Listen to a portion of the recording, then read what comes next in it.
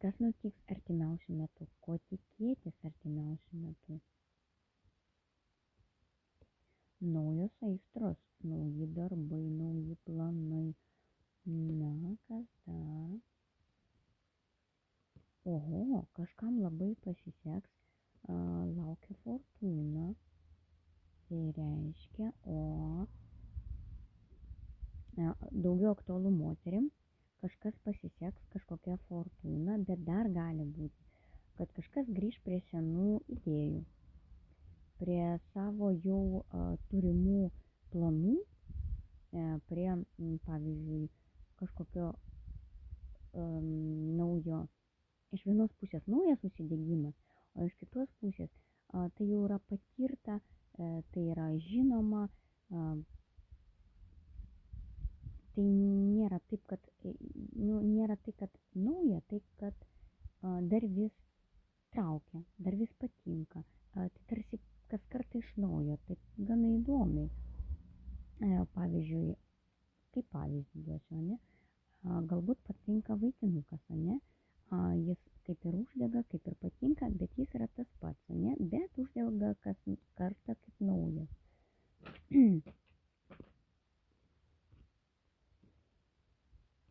Toliau, arba pavyzdžiui, kurti kažką, ne? Galbūt mokate puikiai nerti, megzti, piešti, ne? Tai jūs uždega, bet tai jūs jau žinote, kas tai yra, ne? Toliau, kas laukia? Dabar kažkokios bus problemos su teisėsauga galimai. Pavyzdžiui, galbūt neišeina išlaikyti teisės, ne?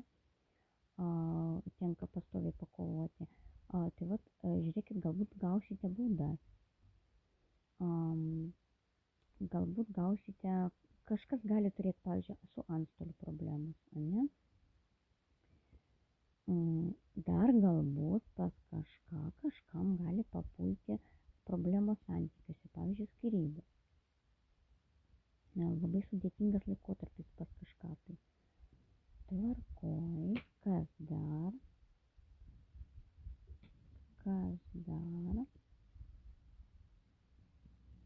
Na, ir dar kažkam skuba pinigai, šansai, galimybės ir netgi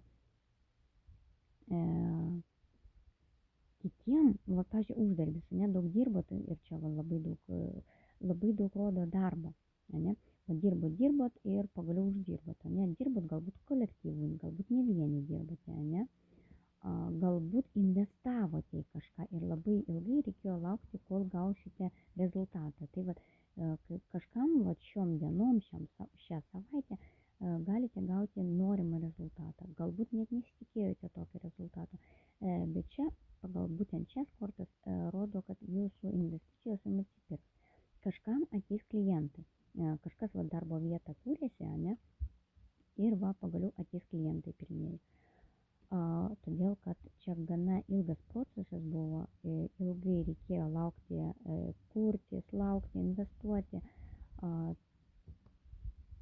ir pagaliau ateis pinigėliai. Kažkam iš keletų šaltinių ateis pinigėliai. 1, 2, 3 šaltiniai, ne? Dar kažkam kažkas investavo ir mokėsi, ne? Kursus praeidinėjo ir taip toliau, ne? Tai vat, pavyzdžiui, kažkas netgi galbūt darbo biržoj mokėsi, ne? Su kolektyviškai. Tai vat jau pradės, pavyzdžiui, netgi savo verslą, nes galima ten atsidaryti, ne? Taip pat kažkas mokino kažką, pavyzdžiui, apmokinėjo savo kažkokią tai verslą, apmokinėjo ir dabar kaip tik galės jau pats savarankiškai dirbti. Tai vat tokios trys tokie įvykiai, gana įdomus, gaukite žinutės, kam reikia asmeninės konsultacijos, rašykite asmeninę žinutę. Laukiu. Iki.